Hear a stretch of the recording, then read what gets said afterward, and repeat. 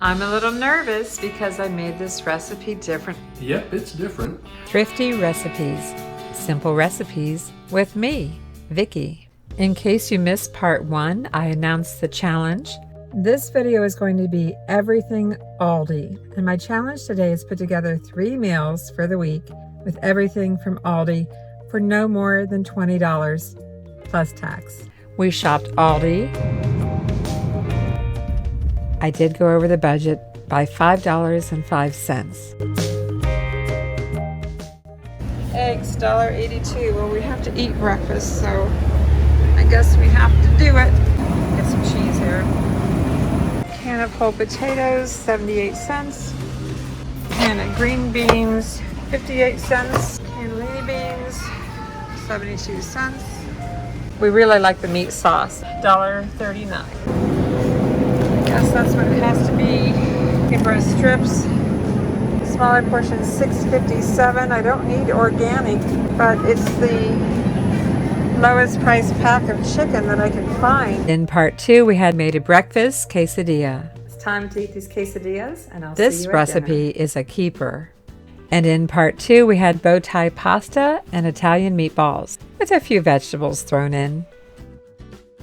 It really does taste delicious. The vegetables add another layer of flavor, but you don't need the vegetables. In part 3, we make an easy breakfast, and I share some tips on flipping eggs. Also in part 3, we make a really fast dinner, plus a pasta salad.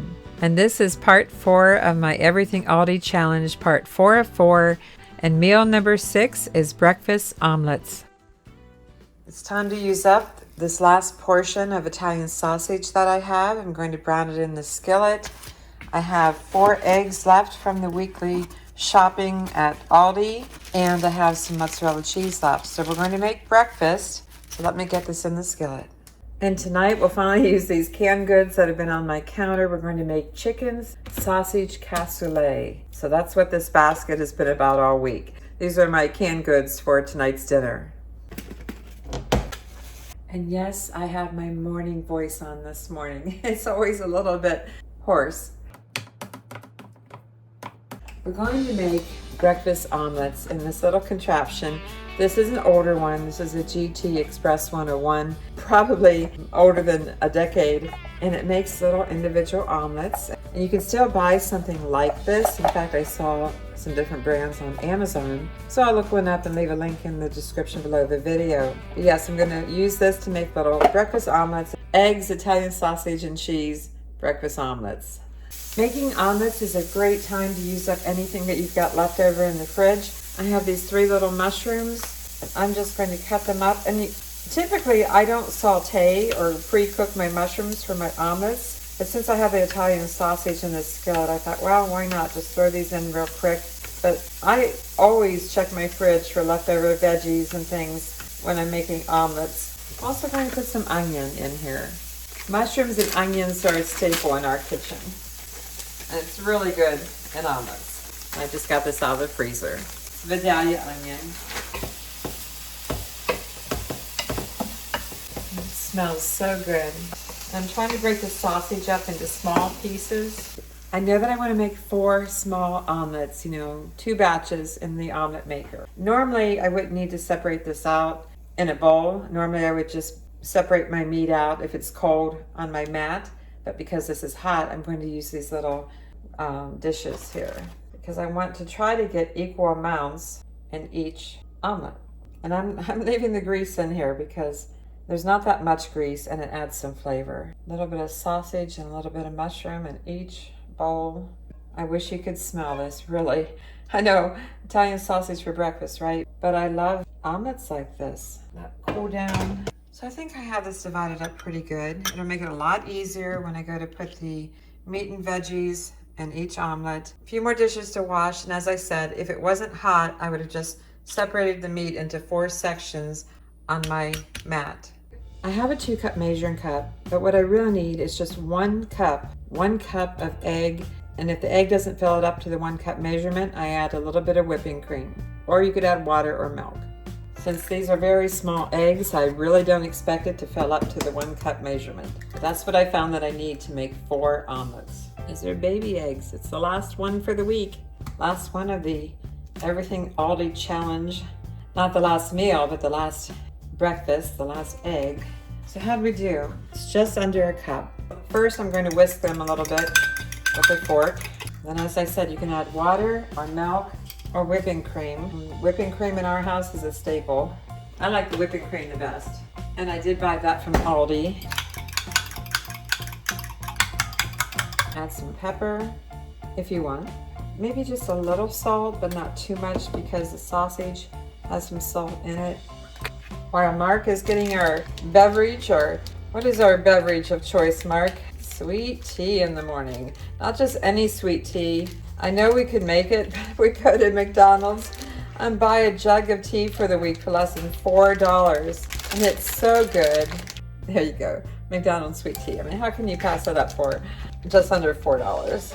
I'm using up this leftover mozzarella cheese. I don't know if I need to use it all, but I'm going to grate some here and have it ready. I'm going to put a little bit in the omelet itself and then some on top. I think I'm going to stop there for now because we have to get these in. And this is, you know, again, purchase I made at the beginning of the week from Aldi, and it's actually worked out really great for quite a few meals. So here's the omelet maker, and I need to plug it in, and as soon as I plug it in, it's going to start heating. So you kind of have to be prepared. And I want to put some ghee.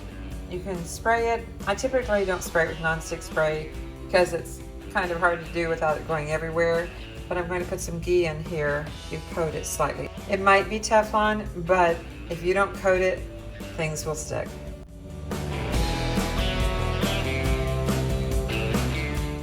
I also coat the top because sometimes the omelets get really big. In fact, the omelets get puffy and then they kind of drop. You'll see. And even in the center. Okay, let me close this up so it can heat up for a few minutes. I can hear this kind of clicking, making a little bit of sound. You can see the steam coming out. It is ready. And Mark's going to come out and help me out by videoing me making the omelets.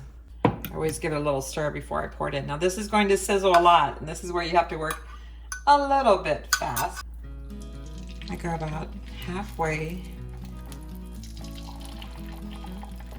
and then I add the meat and vegetables. Try to spread it around and get the other one. I know I gotta switch hands so you can see. And at this point, I need to add, don't want to leave any behind. I'm gonna add a little bit of cheese. Sometimes I push it down in a little bit. You see it's already cooking and I don't even have it built yet. That's okay, and then I'm going to top it off. Just a little bit, just to cover the veggies and the meat and the cheese. And that one's probably gonna be big. Close it up. Set the timer for, I know you can't see that, but I'm gonna set it for 9 minutes. And I moved my mat over back to the stove top since the burner cooled down. If you're wondering what this mat is, this is nothing more than an oven mat. And I love it on the glass top stove because I use it as extra counter space. So when we take things out of the microwave, I just set it here and I'm not, you know, risking scratching or doing any damage to my stove top. So that is an oven mat, just like I have one in the oven. Whatever you do, don't peek, especially early on. I'm 1 minute, 39 seconds to go. It might be done at 8 minutes, but from experience, I'll probably let it go to 9. Do you hear it sizzling? I hope it's not sticking to the top. That happens sometimes. I didn't get enough ghee on the top. It's sticking. Oh my gosh, look at that. They're beautiful. Oh, I know what I forgot. I forgot the tool. Comes with a tool. I bought this one at a thrift store. In fact, I have 2 of them that I've picked up at thrift stores because it's an older model. And I picked them up for about, I don't know, $3 or $4. Try to get it loose. You can see it's sticking a little bit. Whatever you do, don't use sharp tools. You could scratch it. One out. Let's get the other one.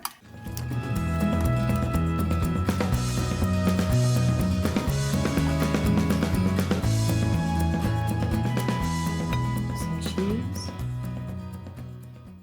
And the leftover spaghetti sauce from earlier in the week. Well, I've heated some up. A little ramekin. And that goes great with Italian omelets.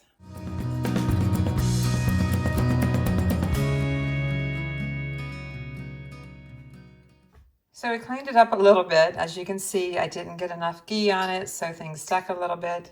Add some more, and I did turn it off just for a minute so it would cool down just a tad. You really have to watch the second omelet. And by the way, you do not put these in the dishwasher, you just hand wash. Let it heat up for a minute. And the second ones are beautiful too. And I have my sauce ready. Well, it's that time. It's the last meal from the Aldi challenge. I have my skillet heated up here. I have the chicken strips, and I'm going to just put them in here and saute them a little bit, cook them up. This is a really easy meal. I'm going to get some olive oil. I sprayed it. It's non-stick spray, but a little bit of olive oil. I decided to get out the splatter screen. It was making a mess. In the meantime, I've got these last two smoked brats. I'm going to cut these up. This will be the third meal out of these. Dry them off a little bit. And you can cut these in coins or on the diagonal slightly. Let me angle that camera down a little more. I'm going to slice them on the diagonal. Doesn't make a huge difference, but it's just fun. I'm going to set these aside. In fact, I think I'll put them in the bowl for now. I'll need this cutting mat. Starting to brown up. Just want to make sure it's thoroughly cooked. Earlier I made some chicken broth using 1 chicken bouillon cube and 1/2 cup of hot water. I've opened up all the cans of vegetables and drained them. The can of potatoes, drained. The green beans are drained. The cannellini beans are drained, so they're all ready. I have my chicken broth. You know, I didn't have the money to buy chicken broth that day, and I said I had a staple at home. The staple meaning these chicken cubes. Boil the water in the microwave, and then add the cube. Let it dissolve. So that's all ready. I am going to season it with some ground pepper and a little bit of salt. I normally use leftover rotisserie chicken for this. Honestly, this is the first time I've ever bought chicken to make it because I like the rotisserie chicken so well. And this was the cheapest pack I could find at Aldi that day, and it was a little over $6, around $6. And we cook that a little longer. I've decided I'm going to set this off the burner, and I'm going to put the sausage in a separate pan. I'll explain why in just a minute. So I have a second pan here. I sprayed it with non-stick spray. I want to brown these up, and the reason I decided not to put them in with the chicken is because I want to deglaze this pan and take advantage of all the flavor bits that are in the bottom. And if I put the sausage in there, it's not really going to brown right now because there's a lot of juices in there. So I'm going to cook it separately. That makes sense. You'll see. It'll all come together. It doesn't take very long at all to brown this sausage. And of course it's pre-cooked. So I'm just, putting a little brown on it, letting the flavor come out. And I did put the chicken back on for a little bit because I checked the temperature. It should be up to about 165 and it was only about 140 inside. So I took my probe and checked it. I always say, have one of these on hand. And I turned the burner off, but I think I'm going to throw a little bit of onion, another staple, some chopped onion. And I'm adding some garlic, some minced white garlic. I turned the burner off, by the way. I'm going to check the temperature of the chicken. I don't want to dry it out. Like I said, normally I make this with rotisserie chicken, so it's all done in one pot, not separately like this. So this one's a little different than how I normally make it, but it's still the same flavor profile. Sausage, garlic, onion, chicken, veggies, some broth. Or if you want to, you can use white wine in place of chicken broth. Okay, the chicken is up to temperature. I'm going to remove it from the pan because I have an idea what I want to do. I'm getting 165 is where the chicken should be. It's right around 160 right now, and I'm going to be cooking it just a tad longer. I have the burner turned off. I'm going to get some flour. I have a heaping teaspoon of flour. Kind of making a roux. Also making it thick for the chicken broth that I'll be using. Let me show you here. Give you a peek. It really doesn't look like much right now, but as you can see, the brown bits in here. And when I put the chicken broth in, I'm going to start to deglaze the pan. I'm going to get all those bits up now. See why I cooked the sausage separately? I wanted to take advantage of all that flavor from the chicken. So now I am just going to get this to simmer a little bit, and then I'll start adding everything in. In fact, it's already simmering. Time to put everything together. The sausage is going in, the chicken is going back in, the green beans, the cannellini beans, potatoes. Well, I should have probably chopped those up a little bit. And they're still a little bit watery, but that's okay. Doesn't hurt anything. Just want to get everything in the pot, in the pan. And just give everything a good stir. Mix it all together and heat it up. Make sure it's all up to a nice temperature. This is more like a, I guess a stew. Kind of like a chicken stew, chicken sausage stew. I call it chicken sausage cassoulet. Get that simmering a little bit with all the flavors. I'm going to give it a little more ground pepper, a little more salt, not too much. Let me give you a look at it. Let me show you. It's looking really good. And you could cut the chicken into smaller pieces if you want to. A nice variety of flavors. Really love the sausage. Love that sausage. As you know, we had it 3 times this week. I'm just gonna let that come to a simmer. It's sizzling. It smells really good. It's one of those country cooking type meals, you know? Sausage, chicken, potatoes, green beans, something like my mom would make. It's time to get it plated. Let's get a nice big scoop. I know, Mark, you'd probably like even more sausage, huh? I like sausage. You do, yes you do. This is really different, making it with chicken strips, I guess, instead of the rotisserie, but it still looks really good, don't you think? Yep. And just a sprinkling of parsley flakes, because I don't have any fresh parsley. And there you go. I made Mark a deal. If he would cut my onions tonight for this, I would make some garlic bread. Actually, I didn't make it. It came from Walmart. Keep watching here because Mark's going to give his review of this version of my chicken sausage cassoulet. I'm a little nervous because I made this recipe different from how I've made it before, so fingers crossed. Go easy on me. Yep, it's different. Gonna make me shake the camera. It still has a nice blend of flavors. The chicken and the smoked brats with all the beans and the vegetables. It's a nice blend of flavors. It's tasty. It is different though from the original recipe that I'm accustomed to. The chicken was just a little bit dry. We usually use a rotisserie chicken breast. Rotisserie better. That's usually a lot moister. We usually use skinless smoked kielbasa. That has a little more flavor than the smoked brats. I agree. It's a nice substitution. It works, a good blend of flavors. I still like the original recipe better. Well, that's fair. But this was an Everything ALDI challenge, as you know, and I worked with what they had and worked within a budget, even though I went over just a little bit. Give this about... oh yeah, smiley faces. Yeah, I think I'm gonna go about 3.5. Oh, that hurts. 4, maybe 4. If you never had anything... Smiley faces. If you never had anything to compare it to, am I coercing you? No, I'm not allowed to do that. I am being coerced by the cook. I'm just saying what's tough is that you had something to compare it to. If I were eating this for the first time, other than the chicken turned out just a tad dry, as I was trying to make sure it was cooked all the way through. In my book, it's a 4. There's his review. Any last words for this video? Maybe we do this recipe again with Walmart brand and I'm shaking the camera. Get it back to the original. I'll tell you what. For a comparison. I'll let you make it next time. I don't know how to cook. Yes, you do. You do. Or maybe I should say that's true.